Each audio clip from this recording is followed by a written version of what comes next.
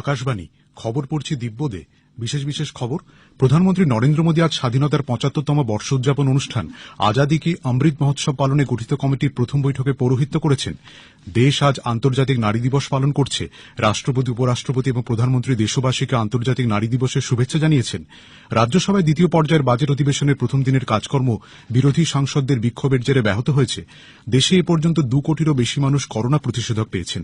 দেশের প্রতিরক্ষা এবং এরোস্পেস ক্ষেত্রে ৪,১৯১ কোটি টাকা প্রত্যক্ষ বিদেশি বিনিয়োগ এসেছে। করোনা সংক্রমণ এড়াতে মাস্ক পরুন ও ঠিকভাবে পরুন, ২ গজ দূরে থাকুন, নিরাপদ দূরত্ব বজায় রাখুন, হাত ও মুখ পরিষ্কার পরিচ্ছন্ন রাখুন। আসছি বিস্তারিত খবরে। প্রধানমন্ত্রী নরেন্দ্র মোদী আজ স্বাধীনতার ৭৫তম বর্ষ উদযাপন অনুষ্ঠান আজাদি কি অমৃত মহোৎসব পালনে গঠিত কমিটির প্রথম বৈঠকে পৌরোহিত্য করেছেন।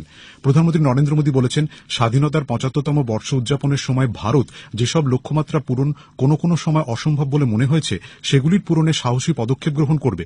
তিনি বলেন, স্বাধীনতার ৭৫তম বর্ষ উদযাপনে দেশের স্বাধীনতা সংগ্রাম এবং স্বাধীনতা সংগ্রামীদের প্রতি শ্রদ্ধা জানানো হবে। साथियों, आजादी के 75 साल का ये पर्व, आजादी का ये अमृत महोत्सव एक ऐसा पर्व होना चाहिए जिसमें स्वाधीनता संग्राम की भावना, उसका त्याग साक्षात अनुभव हो सके, जिसमें देश के शहीदों को श्रद्धांजलि भी हो और उनके सपनों का भारत बनाने का संकल्प भी हो, जिसमें सनातन भारत के गौरव की भी झलक हो, जिसमें आधुनिक भारत की चमक भी हो। স্বাধীনতার ৭৫তম বর্ষ উদযাপনের জন্য গঠিত কমিটির প্রথম বৈঠকে শ্রী মোদী বলেন, দেশের মানুষের সহযোগিতা নিয়ে এই অনুষ্ঠানে ভারতীয় ভাবনা এবং মর্যাদার সঙ্গে সামঞ্জস্য রক্ষা করা হবে। শ্রী মোদী বলেন, দেশের ১৩০ কোটি নাগরিককে সঙ্গে নিয়ে স্বাধীনতার ৭৫তম বর্ষে আজাদি কা অমৃত মহোৎসব উদযাপন করা হবে। তিনি বলেন, জনগণের অংশগ্রহণের কথা উঠলেই আকাঙ্ক্ষা, অনুভূতি, ভাবনা, পরামর্শ এবং ১৩০ কোটি নাগরিকের স্বপ্নের বিষয়টি প্রতিফলিত হয়। তিনি বলেন, অনুষ্ঠানকে ৫টি বিভাগে ভাগ করতে হবে। এগুলি হল স্বাধীনতা সংগ্রাম, ৭৫ বছরের ভাবনা, ৭৫ বছরের সাফল্য, ৭৫ বছরে গৃহীত পদক্ষেপ এবং ৭৫ বছরে অর্জিত সমাধান সূত্র। দেশ আজ আন্তর্জাতিক নারী দিবস পালন করছে। প্রতি বছর ৮ই মার্চ মহিলাদের সাফল্য এবং বিভিন্ন ক্ষেত্রে তাঁদের ইতিবাচক দৃষ্টিভঙ্গি এবং বিশ্বজুড়ে লিঙ্গ সমতার সমর্থনে এই দিনটি উদযাপন করা হয়। এই দিনে মহিলাদের সাংস্কৃতিক, রাজনৈতিক, অর্থনৈতিক এবং সামাজিক ক্ষেত্রে সাফল্যগুলিকে তুলে ধরা হয়। এছাড়াও জীবনের প্রায় সব ক্ষেত্রে মহিলাদের সাফল্য এবং সাধারণ নারীদের সাহস ও দৃঢ় মানসিকতার প্রতিফলন বিভিন্ন অনুষ্ঠানে তুলে ধরা হয়। এবছর আন্তর্জাতিক নারী দিবসের ভাবনা হল নেতৃত্বে মহিলারা, কোভিড-১৯ বিশ্বে একই ভবিষ্যতের পথে।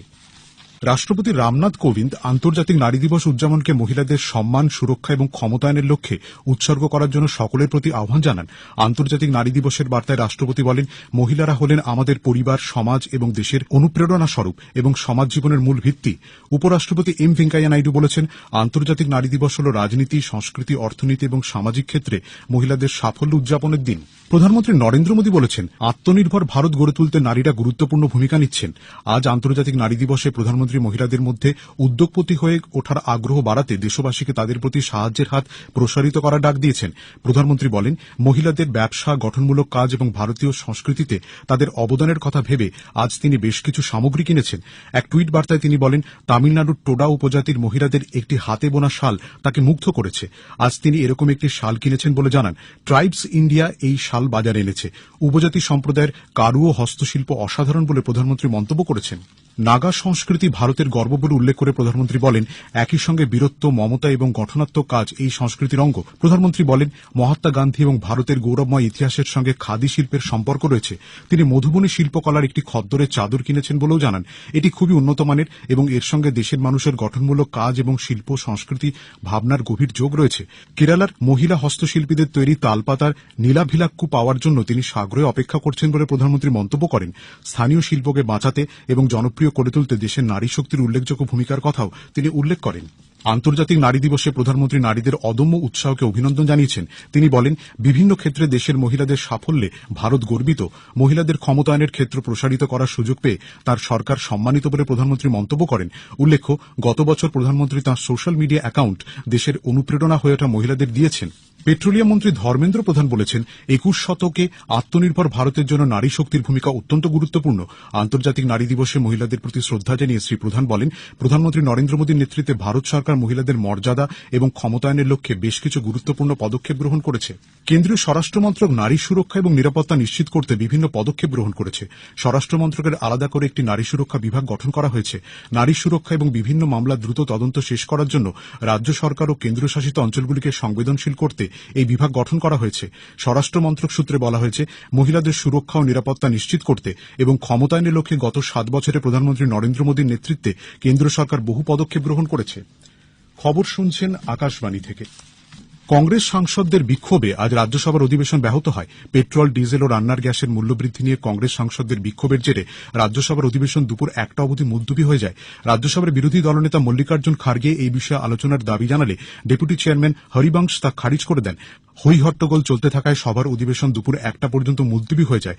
দ্বিতীয় দফার বাজেট অধিবেশনের আজ প্রথম দিনেই কংগ্রেস নেতা মল্লিকার্জুন খার্গে জ্বালানি ও রান্নার গ্যাসের মূল্যবৃদ্ধির কথা উল্লেখ করে বলেন, এর ফলে জনগণকে অসুবিধায় পড়তে হচ্ছে।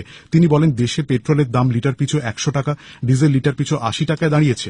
রান্নার গ্যাসের দামও ঊর্ধ্বমুখী। এদিকে 21 লক্ষ কোটি টাকা তোলার লক্ষ্যে বাণিজ্য শুল্কের হারও কয়েক গুণ বাড়ানো হয়েছে। মল্লিকার্জুন খার্গের বক্তব্যের পরেই কংগ্রেস সাংসদরা বিক্ষোভ শুরু করেন। তারা ওয়েলে নেমে স্লোগান দেন। চেয়ারম্যান এম ভেঙ্কাইয়া নাইডু সাংসদদের নিজেদের আসনে ফিরে যাবার আবেদন জানান। অধিবেশনের প্রথম দিন তিনি কোনো কঠোর পদক্ষেপ নিতে চান না বলেও শ্রী নাইডু উল্লেখ করেন। দেশে এখনো পর্যন্ত 2 কোটিরও বেশি নাগরিককে কোভিড-19 ভ্যাকসিন দেওয়া হয়েছে। কেন্দ্রীয় স্বাস্থ্য মন্ত্রক জানিয়েছে, গত 24 ঘণ্টায় 66,000-এরও বেশি মানুষ ভ্যাকসিন নিয়েছেন। এদিকে কোভিড-19 থেকে আরোগ্যের হার 96.91% হয়েছে। গত 24 ঘণ্টায় 14,000-এরও বেশি কোভিড আক্রান্ত সুস্থ হয়েছেন। স্বাস্থ্য মন্ত্রক জানিয়েছে, দেশে এখনো পর্যন্ত 1,08,00,000-এরও বেশি কোভিড আক্রান্ত মানুষ আরোগ্য লাভ করেছেন। দেশে এখন কোভিড আক্রান্তের সংখ্যা 1,88,747। গত 24 ঘণ্টায় দেশে কোভিড আক্রান্ত হয়েছেন 18,599 জন, মৃত্যু হয়েছে 97 জনের। এই নিয়ে দেশে মোট মৃতের সংখ্যা দাঁড়ালো 1,57,000। Indian council of medical research ICMR জানিয়েছে, দেশের বিভিন্ন ল্যাবরেটরিতে গত 24 ঘণ্টায় 37,000 নমুনা পরীক্ষা করা হয়েছে। ভারতের প্রতিরক্ষা এবং এরোস্পেস ক্ষেত্র এবছরের জানুয়ারি মাস পর্যন্ত 4,191 কোটি টাকা প্রত্যক্ষ বিদেশি বিনিয়োগ পেয়েছে। প্রতিরক্ষা প্রতিমন্ত্রী শ্রীপদ নায়েক রাজ্যসভায় এক প্রশ্নের লিখিত উত্তরে জানিয়েছেন, দেশীয় প্রযুক্তিতে প্রতিরক্ষা সামগ্রী উৎপাদনের লক্ষ্যে সরকার বিভিন্ন পদক্ষেপ গ্রহণ করেছে।